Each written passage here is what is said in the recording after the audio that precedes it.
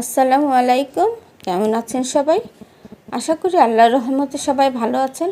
আলহামদুলিল্লাহ, আমিও আপনাদের দোয়া এবং ভালোবাসায় এবং সবচেয়ে বড় কথা আল্লাহর রহমতে ভালো আছি।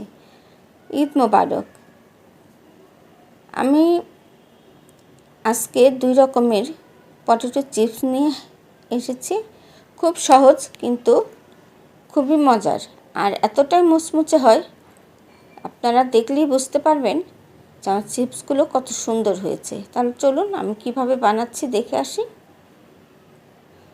আরেকটি কথা বলে দিচ্ছি, আপনারা যেই আমার ভিডিওটা দেখবেন কষ্ট করে দেখার শুরুতে একটি লাইক দিয়ে দিবেন, কারণ আপনাদের মূল্যবান লাইক আমাদের জন্য খুবই উপকারী, আমার চ্যানেলের জন্য খুব কাজে আসবে। এখানে আমি বড় সাইজের আলু একদম খুব পাতলা পাতলা করে আমি বটি দিয়ে কেটে নিয়েছি। আপনারা চাইলে স্লাইসার দিয়েও কেটে নিতে পারেন। আমি হাত দিয়ে কেটে নিয়েছি। এমনভাবে কাটবেন যেন আপনার হাত আলুটা ধরলে আপনার হাতের আঙ্গুলগুলো দেখা যায়। এখন আমি 10 মিনিটের জন্য লবণ দিয়ে এই আলুগুলোকে ভিজিয়ে রাখবো যাতে একটু নরম হয়। আর এখানে নিয়েছি আমি 8-10টা টুথপিক। এখন দেখতেই পাচ্ছেন আমি 10 মিনিট পরে ফিরে এসেছি এবং আলুগুলো খুব সুন্দর করে হাতের মুঠো নেওয়া যায়, আমি যেভাবে চাচ্ছি সেভাবেই করা যাচ্ছে, যেহেতু আলুগুলো নরম হয়ে গিয়েছে। এখন আমি এই আলুগুলোকে খুব ভালো মতো ধুয়ে নিব। আলুগুলোকে ধুয়ে কিন্তু আমি ভালো মতো কিচেন টিস্যু দিয়ে বা আপনারা চাইলে টাওয়াল দিয়েও খুব ভালো মতো পানিগুলো মুছে নেবেন। এখন আমি একটি ঝাঁঝরিতে এই আলুগুলোকে উঠিয়ে নিব যাতে পানিগুলো ঝরে যায়।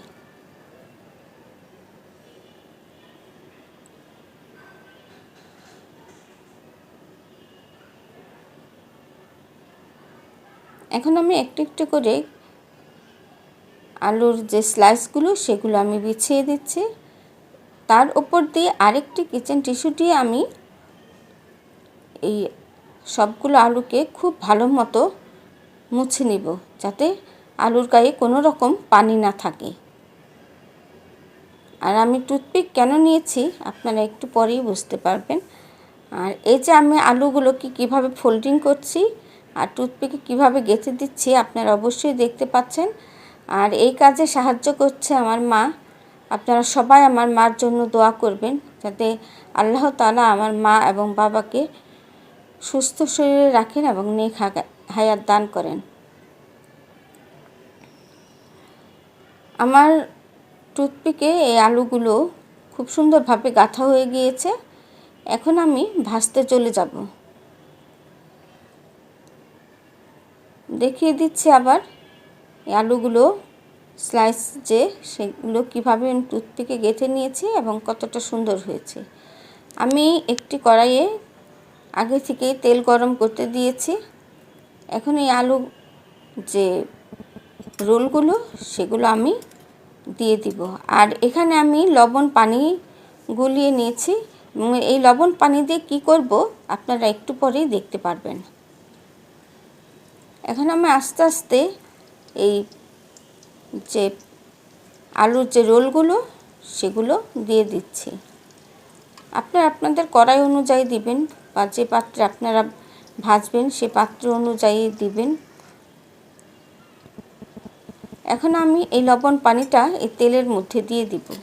আর এর দেওয়ার কারণ হচ্ছে এই চিপসটা খুব বেশি মুচমুচে হয় এবং খেতেও কিন্তু অসাধারণ মজা লাগে। আমি আস্তে আস্তে সময় নিয়ে এই চিপসগুলোকে ভেজে নিব। আর এমনভাবে ভাজবেন যাতে চিপসগুলো খুব সুন্দরভাবে ভাজা হয়, কিন্তু আপনার আলু পুড়ে যাবে না আর সাদা সাদাই থাকবে। আপনারা দেখলেই হয়তো বুঝতে পারবেন, যখন আমি এই চিপসগুলোকে উঠিয়ে নিব তখন বুঝতে পারবেন যে আমার চিপসগুলো কিন্তু খুব একটা বেশি লাল হয়ে যায়নি, সাদা সাদাই রয়েছে, কিন্তু খুব মুচমুচে হয়েছে।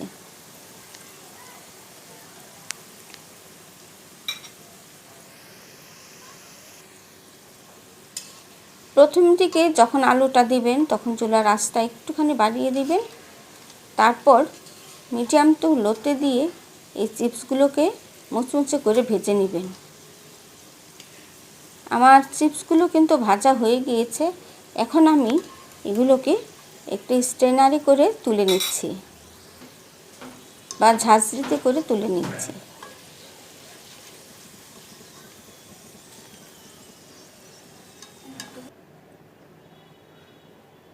এখন আমি তেলগুলোকে খুব ভালো মতো ঝরিয়ে নিব, যেহেতু আলুর গায়ে একটু তেল লেগে থাকে।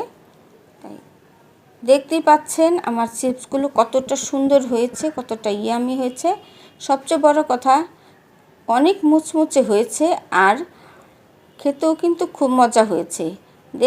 আর একটুও কিন্তু লাল হয়ে যায়নি। আমি উপর দিয়ে একটুখানি গোলমরিচের গুঁড়া আর লাল যে মরিচ, সেই মরিচের গুঁড়া ছিটিয়ে দিলাম। এখন আমি আরেক ধরনের চিপস করব, সেটা হচ্ছে আমি এমন করে চিকন চিকন করে এগুলো আমি পিলার দিয়ে কেটে নিয়েছি, একদম পাতলা স্লাইস। এবং আমি এগুলোকে কয়েকবার করে 2-3 ঘন্টার মতো ভিজিয়ে রেখেছিলাম। কয়েকবার করে আমি পানি পাল্টিয়ে নিয়েছি। তাহলে হবে কি, আলুটা কালোও হবে না আর পরবর্তীতে কিন্তু এই চিপস ভাজতে অনেক মুচমুচা হবে। যেহেতু আমি প্রথম দিকে দেখিয়ে দিয়েছি কিভাবে আমি আলুগুলো ভেজেছি, তাই এটা আর দেখাইনি। আর কেমন মুচমুচে হয়েছে আপনারা আমার আলু চিপসটা ভাঙার দেখেছেন, সে বুঝতেই পেরেছেন। আজ তাহলে এখানেই বিদায় নিচ্ছি। আল্লাহ।